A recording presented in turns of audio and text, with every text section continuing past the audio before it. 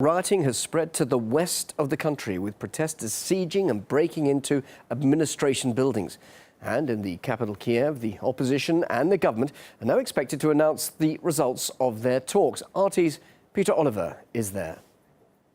What we've seen is groups of demonstrators and rioters across Ukraine trying to either occupy or demonstrate outside of government buildings. Now, in the cities of Lvov and Rovno, we have seen the main local administration buildings being occupied by demonstrators. Now, I was looking online and on Twitter of accounts of thousands of people in Lvov. Also, we've seen it on the local news here as well, of scenes from there. And it's not just those two cities.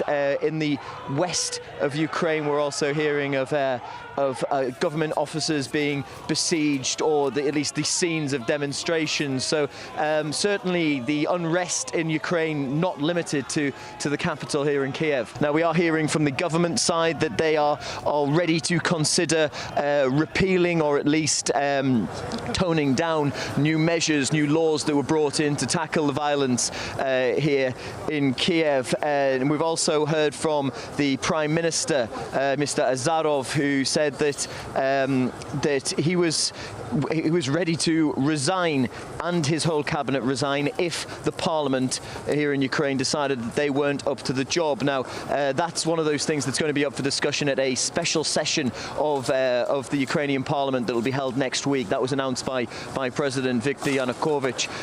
Also up for discussion at that session of parliament will be the possibility of holding elections. We've also been seeing a reaction to what's going on here in Kiev from further afield, from abroad. Now, the European Union has been particularly vocal on Thursday. We heard from Mr. Barroso, the president of the European Union. He held a phone call with Ukrainian President Viktor Yanukovych, in which he said he was deeply concerned. Now, during that conversation, Mr. Yanukovych assured him that there would be no state of emergency called in Ukraine, and there was no plans at the moment to involve the military as extra type of security services on the streets. Now, he wasn't the only European leader to talk about Ukraine.